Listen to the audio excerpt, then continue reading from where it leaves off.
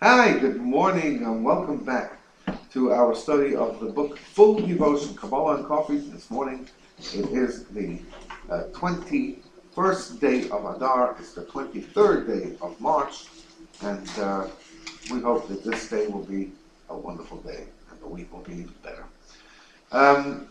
We have been studying until now, and we entered into this world last week, that when the Torah uses the expression of avadetem, avoda, or service, work, labor, intense labor.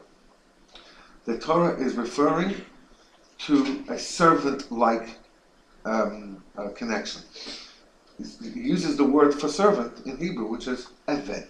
Eved, avoda, it's the same word. Avoda means the work, eved is the person, the servant. In our relationship to God, we discuss servant-like and child-like. In the davening of Rosh Hashanah,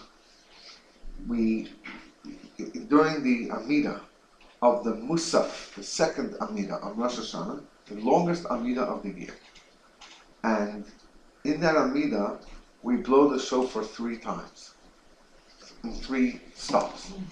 When the repetition of that very Amidah is recited, we blow the shofar again 3 times in the same spots, in the same intervals.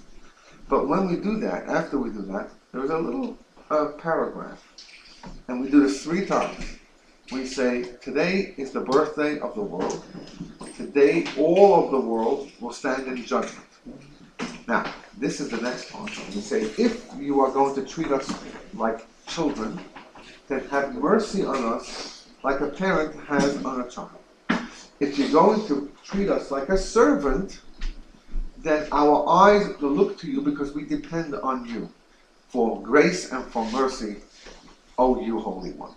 Basically the outline of that little short prayer.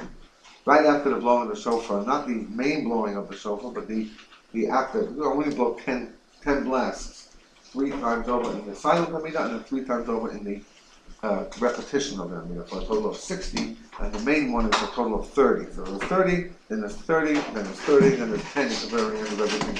And that's the shofar blowing on Rosh Hashanah. So we ask God to look at us like a child, and if you're going to treat us like a servant, then we are completely dependent on you. We are helpless without you. What that implies is that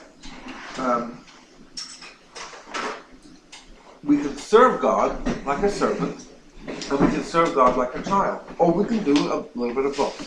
How does a child serve his or her parents?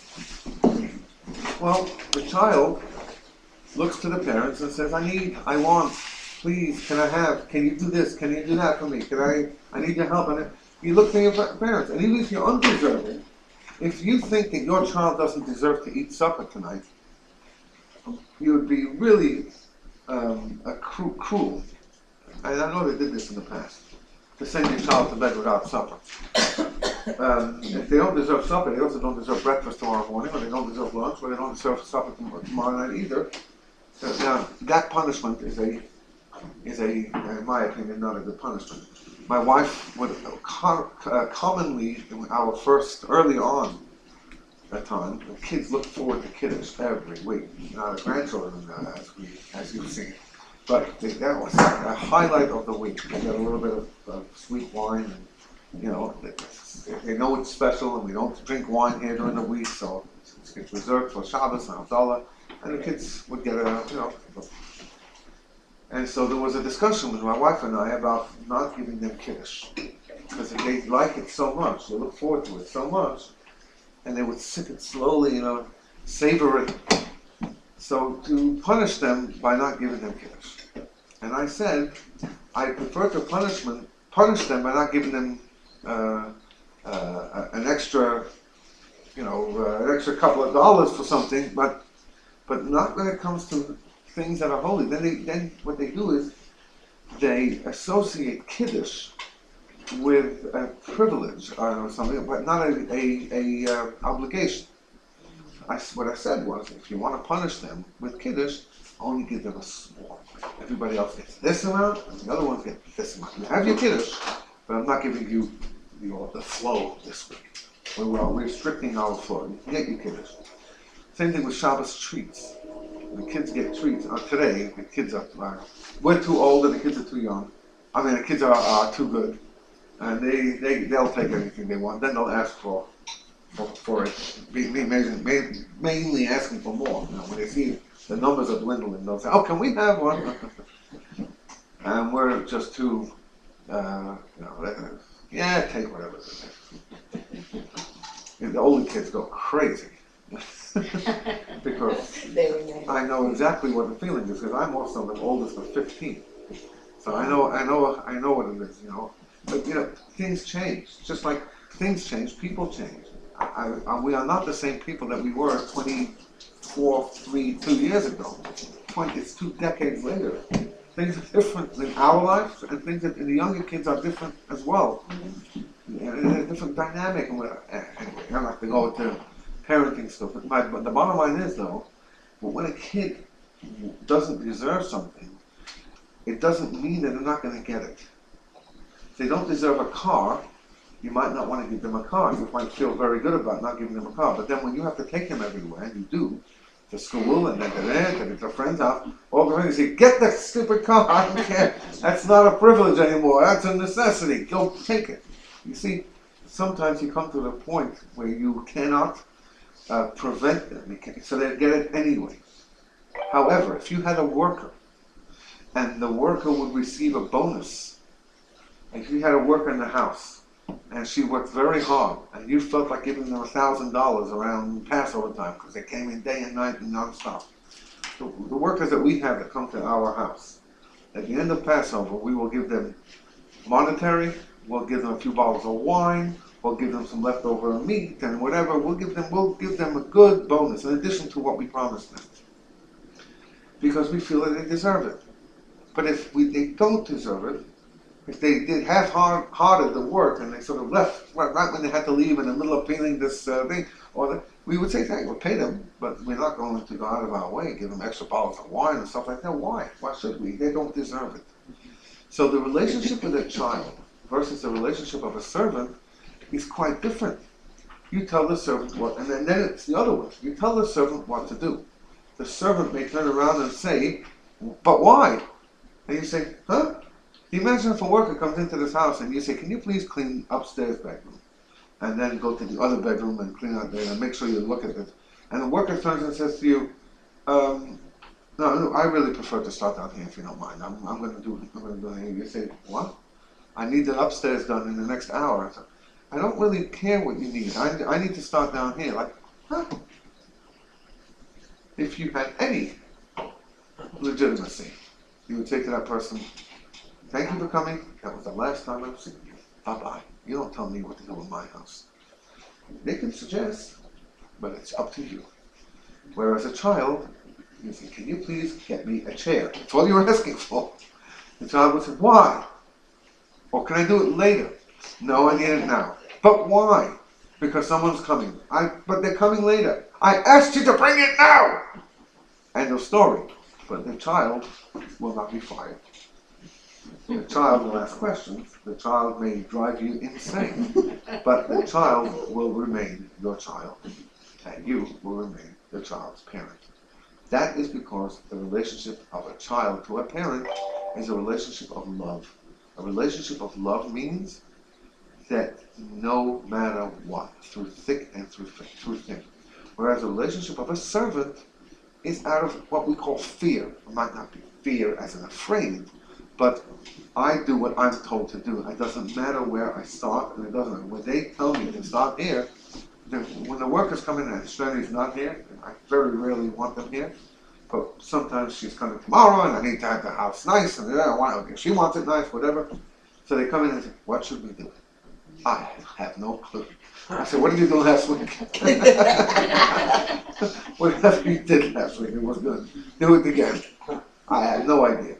And that is because a worker has to be told what to do, because they are your servant. I don't mean that they're a servant, but they're serving you. it's not they're servants to you, they're serving you. You're paying them for something, and they don't have a relationship with you outside of this. Your relationship with them is they come in, they do their job from 9 to 5, and you go home. You take it into a secretary versus the owner of a store. If I was, if I owned a store, and a worker came in, and the worker signed a contract that she's going to be there from 9 to 5, she can be in the middle of dictating a letter. She can be in the middle of something. It's 5 o'clock. Bye, I'm leaving now. But can you finish? I'll do it tomorrow. I don't have any time to finish it, and I'm so sorry. I've got to go. Things are at home or whatever. I got to go. And the moment she walks out of that door, your office can burn down. It has absolutely zero meaning to her. She goes away, and that's it. She can spend a weekend somewhere else without thinking for 1 second. In fact, she's trying very hard not to think of that work, of that office, of that crowd, of that whatever, even for 1 second. She can go away for a week or 2 weeks on vacation, and she hopes never to think about that. However, I own the store. Even if I leave for 5 minutes, that's on my head. It's never out of my head. I can sit in Camp Ramah for a whole week. Kabbalah Peachtree City never leaves my mind, never. Because that's my whole life. That's what I have. That's what I am. That's who I am. So it doesn't matter what happens. That's the only thing on my mind. I get up in the morning, when I go to sleep at night, when I do this and that, it's always the focus of what is the organization that I'm supposed to be ahead of. What am I doing? How is it moving? How is it going to go? Where is it going to go? I don't worry. I think. Never do I worry. How is it going to happen? Worrying doesn't help anyone anyway. And look, we've been here for a year and a half and didn't have to worry. So we're here.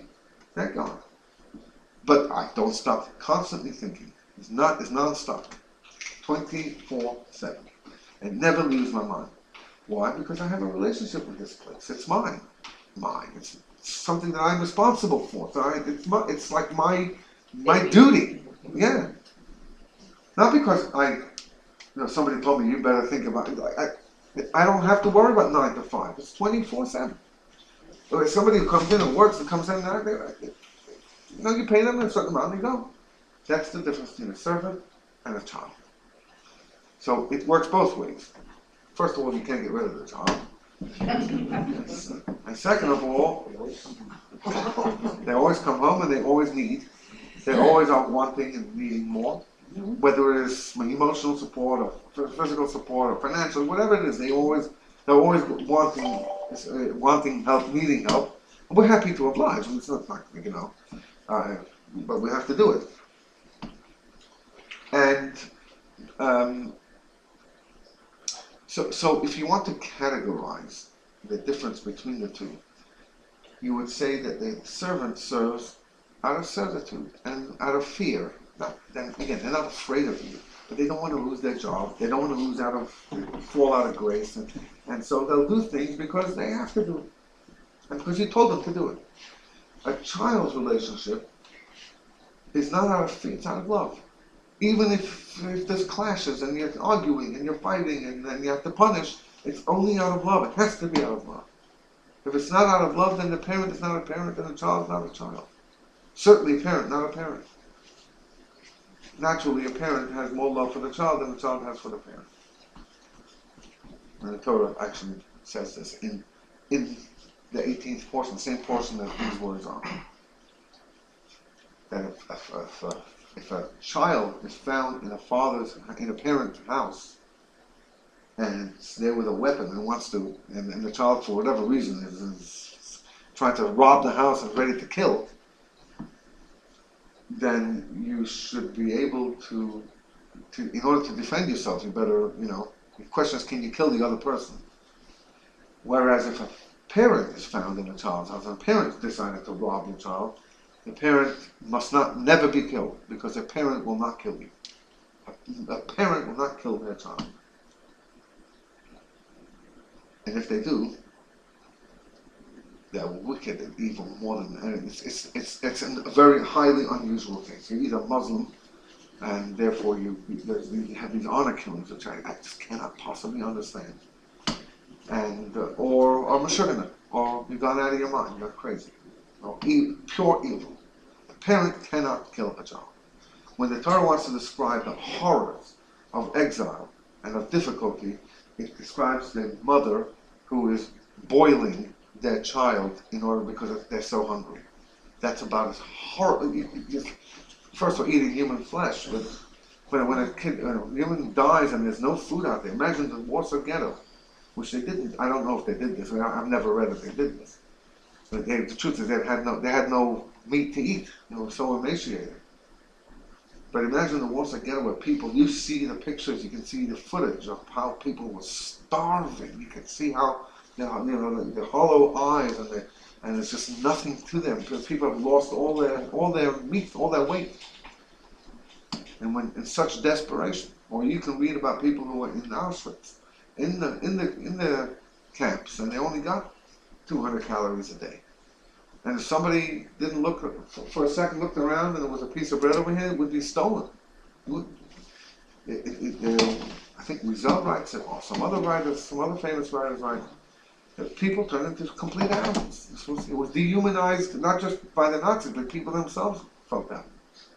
Viktor Frankl has a book, there's a famous psychologist, called Man's Search for Meaning, I think. Something like that. Viktor Frankl was a famous psychologist, died about 10 years ago, argued with Freud, and therefore he was dismissed for the first 20 or 30 years after his book came out. Now it sells millions of copies. His argument against Freud is Freud thinks that everybody is just obsessed with one thing. And Frankl says, I was in the camps and I saw that people who were obsessed with life survived. Those were people, either they stole bread, they lived to steal, or they lived to see their family. They had to have a goal in life, and the goal was not to find a woman, which is what Freud basically says. Anyway, the bottom line is that it's unhuman. It's not possible to fathom how a parent can take a knife and slaughter a child. It just doesn't. The compassion. That's what we say to God, and it's based in the verses in Tehillim and Psalms. If you're going to treat us like a child, have mercy on us, like a parent has on a child. You expect a parent never to be able to harm, I'm not saying to hurt, but to harm their child. Why would we want that?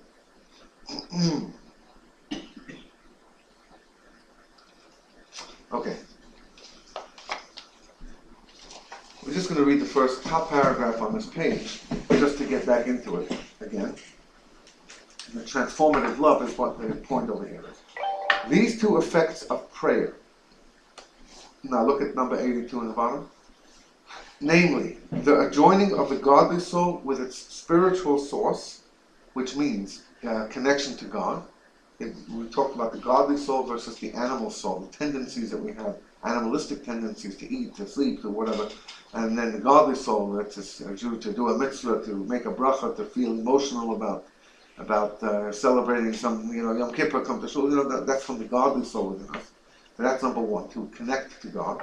Number two, the refinement of the animal soul and the elevation of the spiritual sparks of the body and its portion of the world. In other words, where the animal soul that we have, which is the life force within us, the needs and the tendencies and some of the characteristics that we have that are based on our animal side. What's our animal side? Again, to eat, to drink, to want to do something, to need this. I need to be kind. I need to be. It's just the needs that we have, and the swings that we have. It's all based on our animal soul. The godly soul wants one thing, wants you to do more mitzvahs, wants you to get more connected to God. Then the godly soul is happy. The animal soul wants you to do more animal things, more worldly matters. Our mission is to somehow get this animal soul and elevate the energies, the sparks, so to speak. The godliness is within the animal soul, and use those for good things. So you have tendencies and needs. I need to help those who are in the hospital right now. And this is all taking the animal energy and focusing it on good things. I need to sleep now, so tomorrow I can get up and have a good day because I can daven, I'll learn, and I'll go out and be honest in my business. That's all taking animal energy, sparks, if you will, and transforming them and elevating them. So these two ideas of prayer. First thing is to connect to God. When we pray, it's a relationship with God. That's why, and we discussed this at length last week. You should look up the YouTube on this. So, and the second idea is not just to connect to God, but to focus on our animal side and elevate that.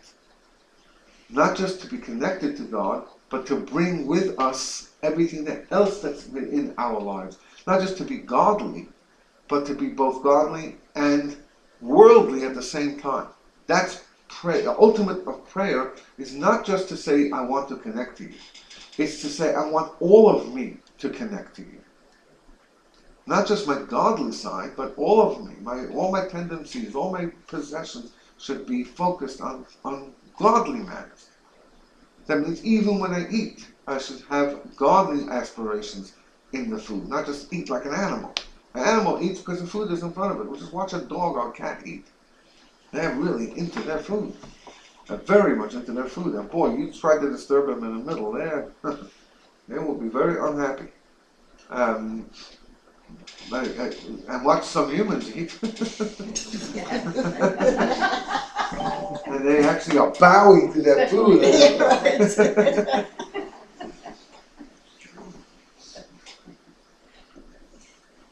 An animal lives to eat. That's what we'll just watch any animal. They're running around, they're sticking out their tongues, they're jumping here, they're jumping. That's all for one reason: to find another morsel of food. Birds running around, it's all they want. They want more food. That's the only way they can survive. So their whole lives are obsessed with one thing: more food. The human being, though, it's expected of a human being to be more in control. So some people, when you have a young child of 4 or 5, you would be very disturbed. You would be embarrassed, and you would have to train your child, to take it easy. Why? What's embarrassing? A person has to eat. Let him eat. No, because we're human beings. Food should not control us. Food shouldn't dictate what we do, where we do it. Food should be something that we use for, we understand, we have intelligence, so it should be used for energy to be able to be a better person, to be able to be a useful person, a human being that does something. So that's what it means in the second level. We pray in order to connect to God. We know that. But there's another element to prayer, which explains why we constantly pray. We pray every day, and we pray the same words every day, because it gives us an opportunity to constantly remind ourselves where we are heading. We need to be elevated all the time. Some people come by, I mentioned this last week. There are times that I get up in the morning and I say, I'm just not in the mood. I just don't feel ready for this. I'm not, and that's a bad thing. This is not a positive part of me, my life. It's something that I'm ashamed of. My body is dictating. My stomach isn't right. My head is a headache, or something's wrong, and I gotta.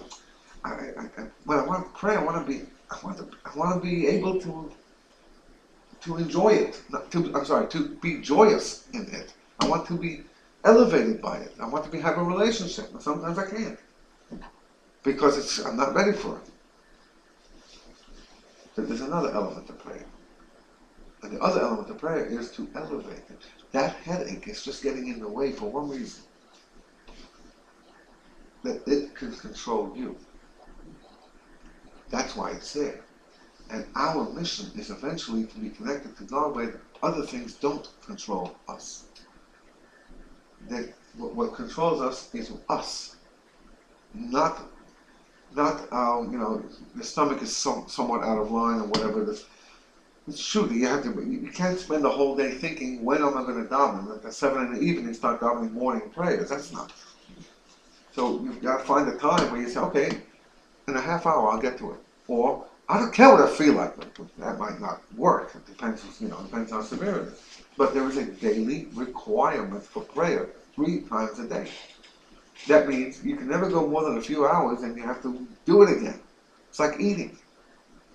And after a few hours, or like drinking, you'll be thirsty. See, it's every few hours a reminder that your body needs some attention, right? It needs to eat, it needs to snack, it needs to drink, it needs to, okay?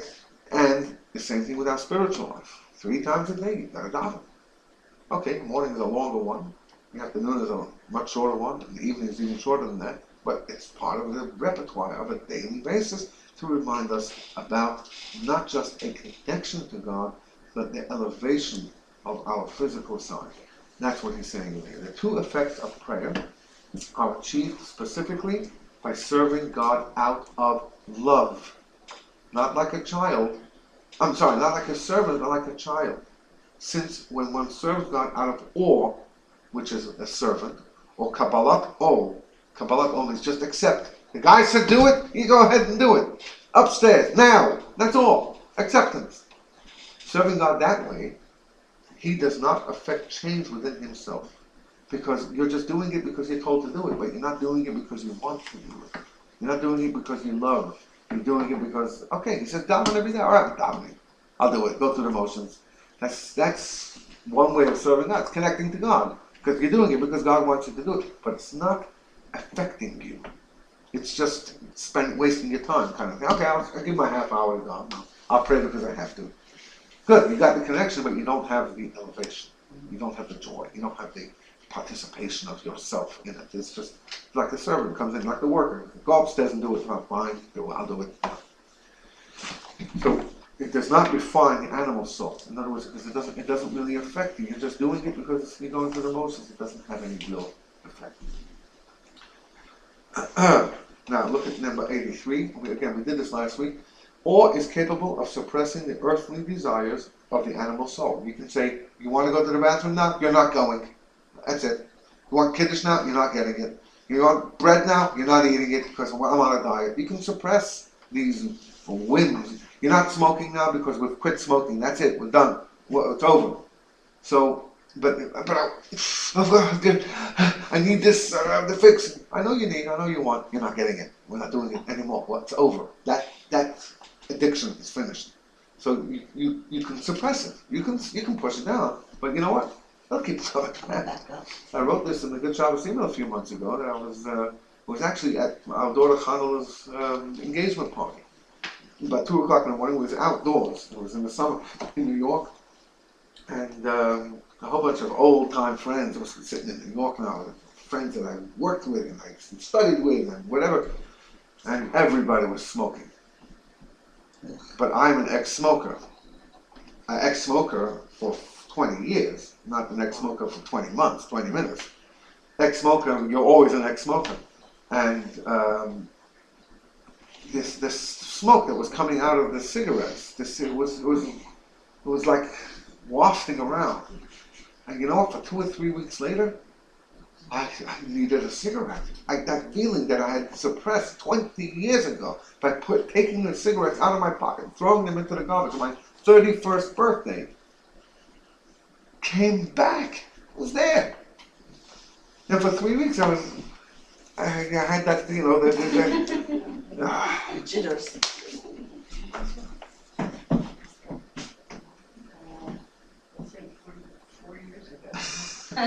So what I'm saying is, when I smell it, I do not want it. I don't want it either. But I didn't just smell it. It was an hour's worth of, and they were just smoking for the fun of it. These were not real smokers. They were just smoking because it was a party and whatever. But the smoke kept on coming to me. After about an hour, it obviously went into me. I wasn't even thinking about the cigarettes. I wouldn't touch a lit cigarette. I will not smoke ever again. That's for sure. However, the need came back, and it lasted for 2 or 3 weeks within me. And that was very surprising and also very distressing to me. Like, hey, wait a minute, you went through that already. But you can suppress feelings, but it doesn't mean that they're gone. It just means that they're dormant. They went to bed. They're sleeping.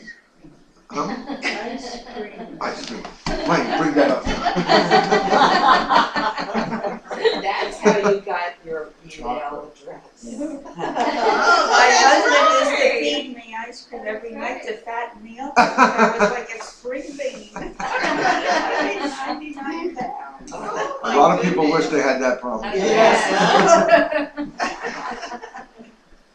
Oh, I'm not off ice cream, sorry.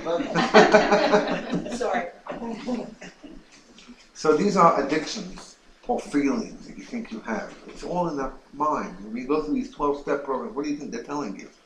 They tell you to start to speak, to admit, to open up, to speak about it. What is that going to help? What's going to help is that you have a group of people, and you just feel in their presence, you feel that you want to show them that you are capable of controlling yourself. That's one of the steps that they have. There are plenty of other steps, but all of the steps are.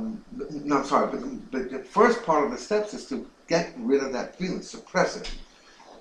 What Hasidic teachings wants us to do is to transform those feelings. You have addictive feelings, become addicted to something. If you have to be addicted to something good. That's the challenge. This is what he's saying over here. Or 83.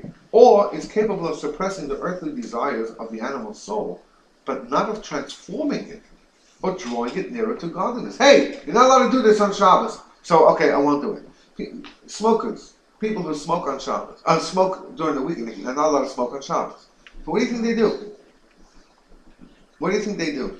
They smoke all the cigarettes that they would smoke in the Shabbos.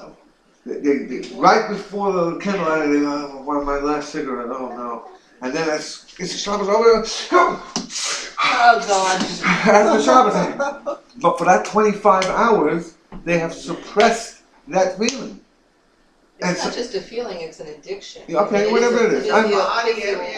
Physiological. It's all it is your body needs. Especially your chain smoker. They have to smoke. Yeah. So I did it for a few years, and I did not smoke ever on Shabbos. And I can tell you that since you can't smoke on Shabbos, you can't smoke. So you suppress that feeling. But people say, well, if you stop smoking for one day, why can't you just continue stopping to smoke? That's because you only suppressed your feeling. You didn't transform it. That's what he's saying here.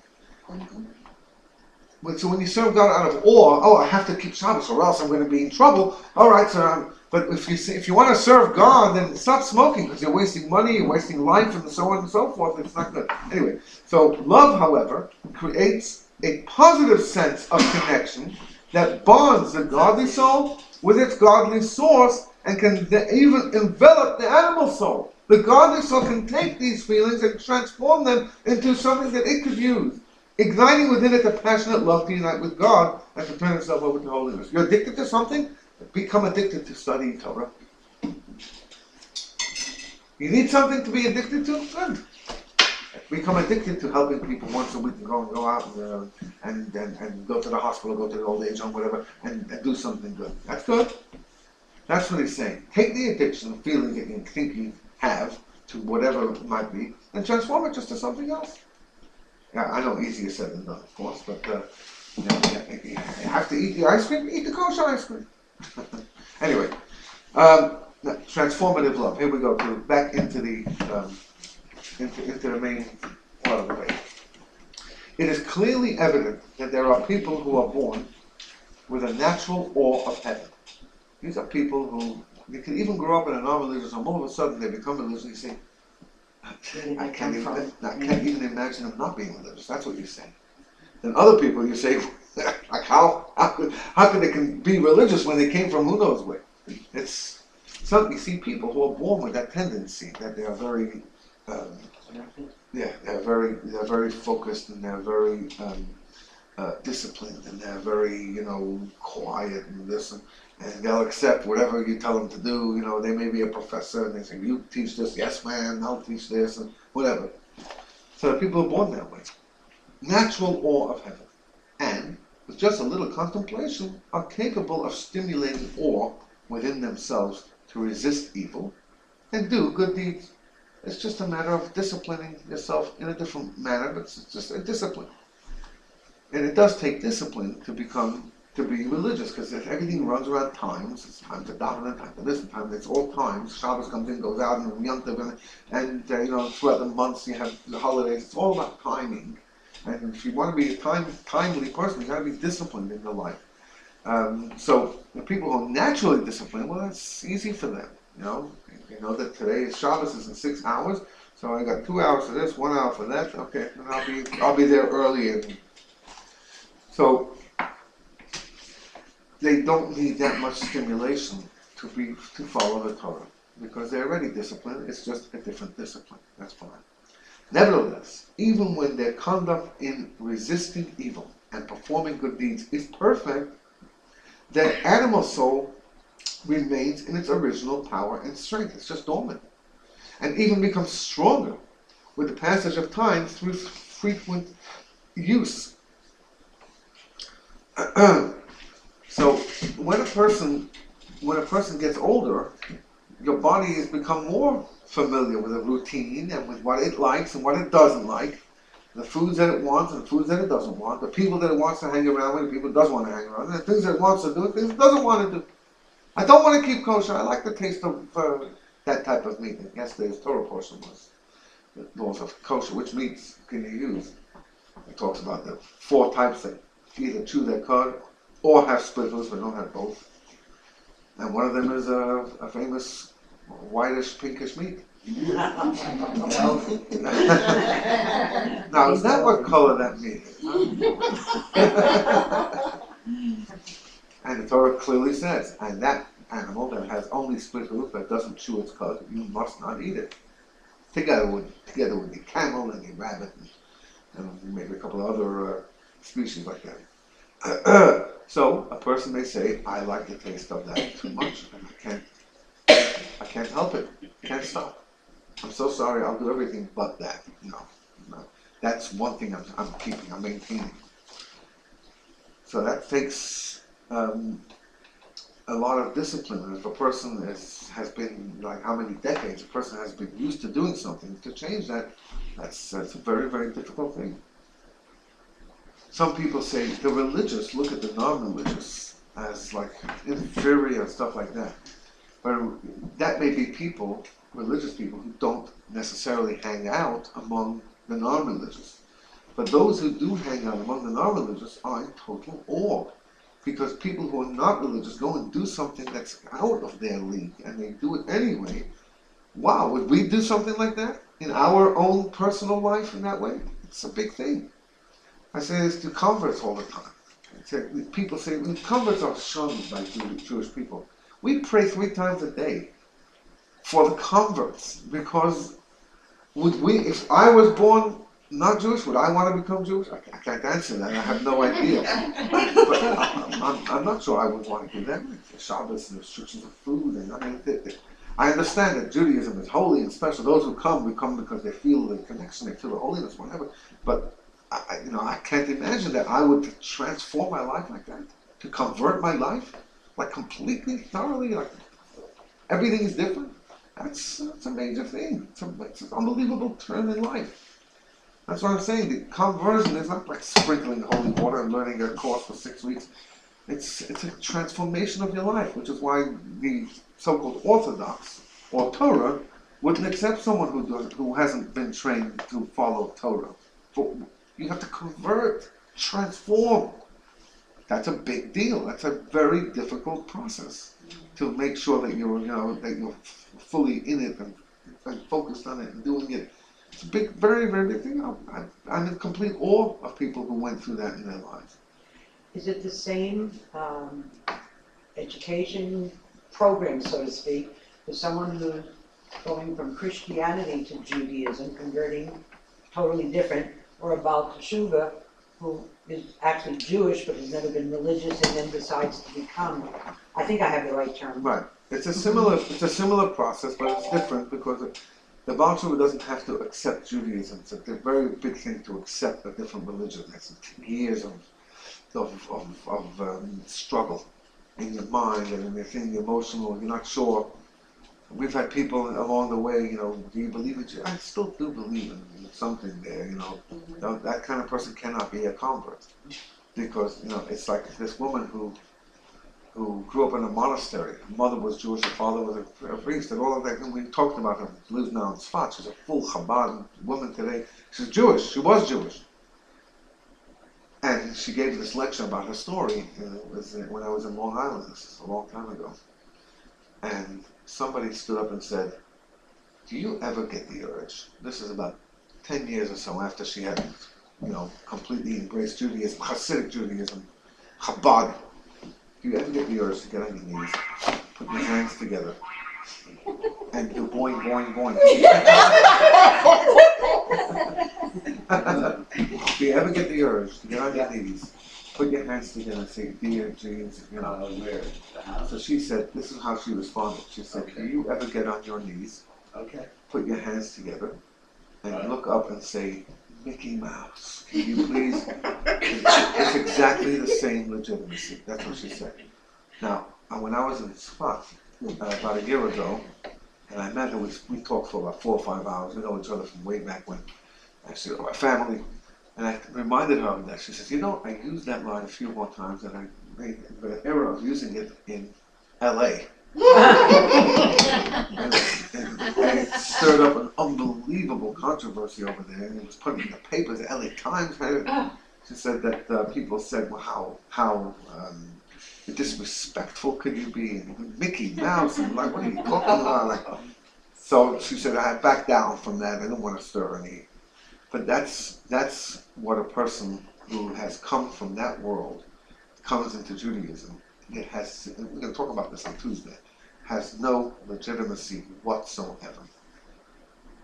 Zero. This is not trying to be disrespectful. This is trying to be honest. And we'll talk about this on Tuesday. I hope not to disrespect the Christian religion. That's not my goal. My goal is to show how authentic and true we have, and they have twisted things around within our Bible. If they want to follow their religion, it's good for them, but it's not good for us. If you want to be a Jew, that has no place. That's transformation. That's called turning your life around. That is a difficult process. But you can't, what he's saying over here is you can't just be from a servant standpoint. Love is the only way you can transform something. A servant can never really be transformed unless the servant falls in love with the place that he or she is working.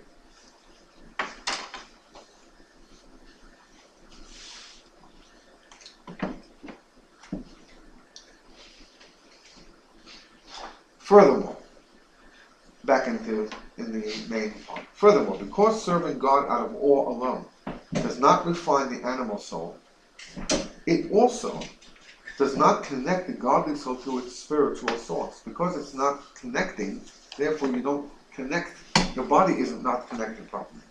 The way to connect the godly soul to its spiritual source is by fulfilling the will of God. And the will of God is that the godly soul should refine both the body and the animal soul. What he's saying over here is that if you want to, the godly soul should be connected all the time to God, shouldn't be affected by this world. But if that would be the case, then the godly soul wouldn't be in this world. It would remain up in heaven where it came from. Why would it have to come here? What would be the purpose of the godly soul being sent down to this world? The soul that's pure and holy and godly. For what reason does it need to be here? It was very good up there. It was very connected up there. The reason why it's here is so it should be able to be connected even while it's here. In other words, to be able to connect the worldly matters to God. That's why we have a godly soul. That's why we're here.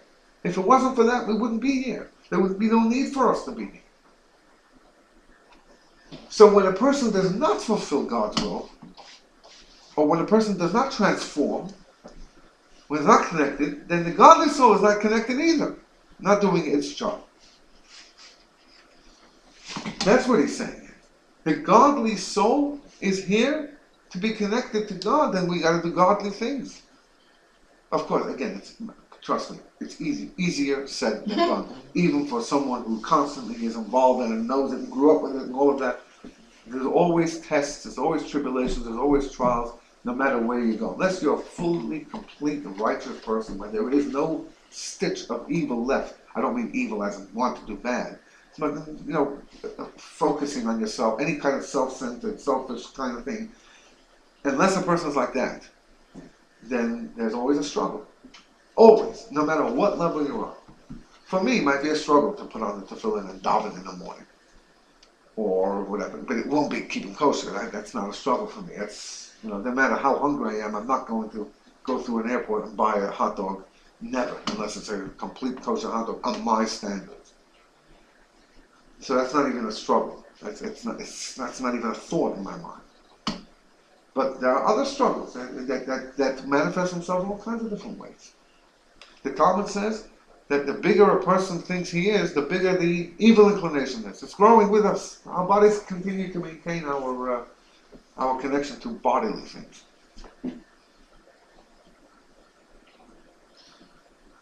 So this is what he's saying here. The way to connect to God, let's go back a couple of lines. The way to connect the godly soul to its spiritual source is by fulfilling the will of God. And the will of God is that the godly soul should refine both the body and the animal soul. In order to accomplish this, the soul descended to this world below. Since the soul itself is not in need of tikkun or repair. Tikkun olam, repairing the world. Our soul doesn't need that. The world needs it, not the soul. The body needs it, not the soul, not the godly soul. So it's not in need of tikkun or repair. It descends to this physical world only to refine the body and animal soul. That's what it's here for. Therefore, as long as the person has not refined his animal soul, he has not fulfilled the will of God. And consequently, his godly soul does not connect to its spiritual source. There is a disconnect here. Of course, there was always a connection. That's never broken. But it's like a rope that's made out of so many different strands, and some of them are not quite functioning properly. So it's a frayed string. The string is always there, but it could be a weaker string, a weaker connection. Only when he serves God out of love, and thereby refines his animal soul, does he actually connect his godly soul with its spiritual source. It's a very, very powerful point to ponder here. What is our mission and our purpose in this world? Is it to go through the motions, go through the years? What did you say before? When you're 50, the year takes 3 months. Right. A year lasts for 3 months and then it's back again. I haven't turned 50 yet, so I wouldn't know. But it says about Abraham that Abraham became old. Torah says, but Abraham became old. He was coming in his days, which is another expression of getting old, coming on in his days. Mm-hmm. Why? If he was old, then he was obviously coming in. Why add that? So coming in his days is learned to say he was coming with his days. Every day was an accomplishment. The day went through properly. And when you have to work in your days, the days take a long time.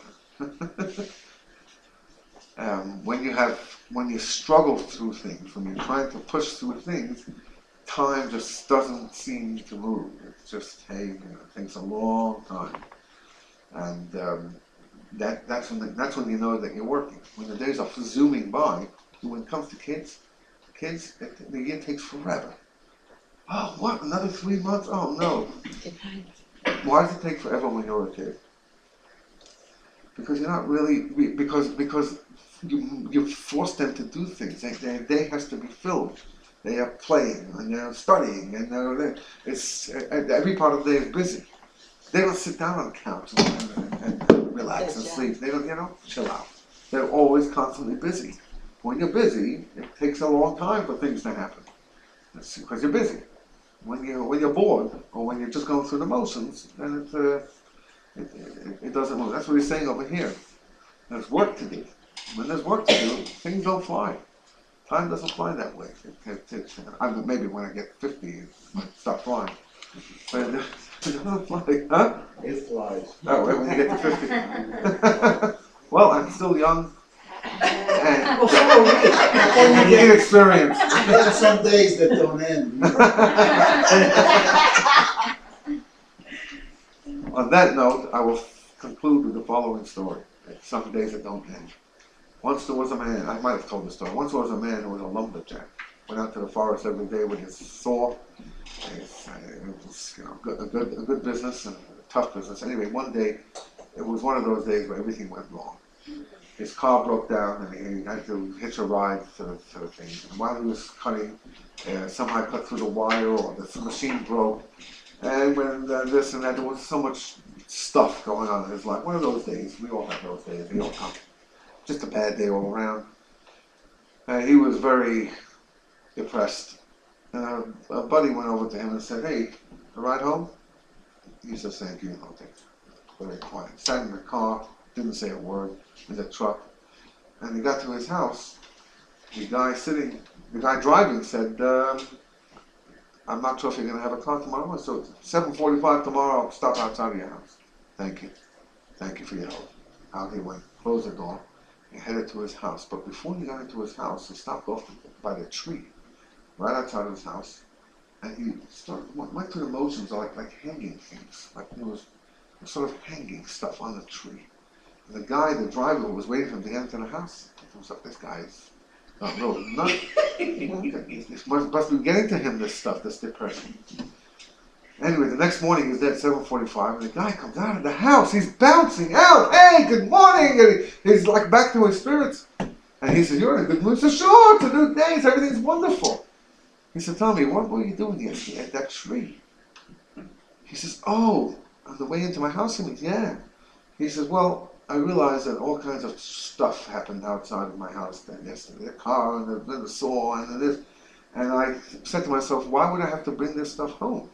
So I started hanging up all of my trouble. I hung up the lumberjack here and the broken car there and the bad news over there. I hung up about 15 different packages. Then I went home, and you know what?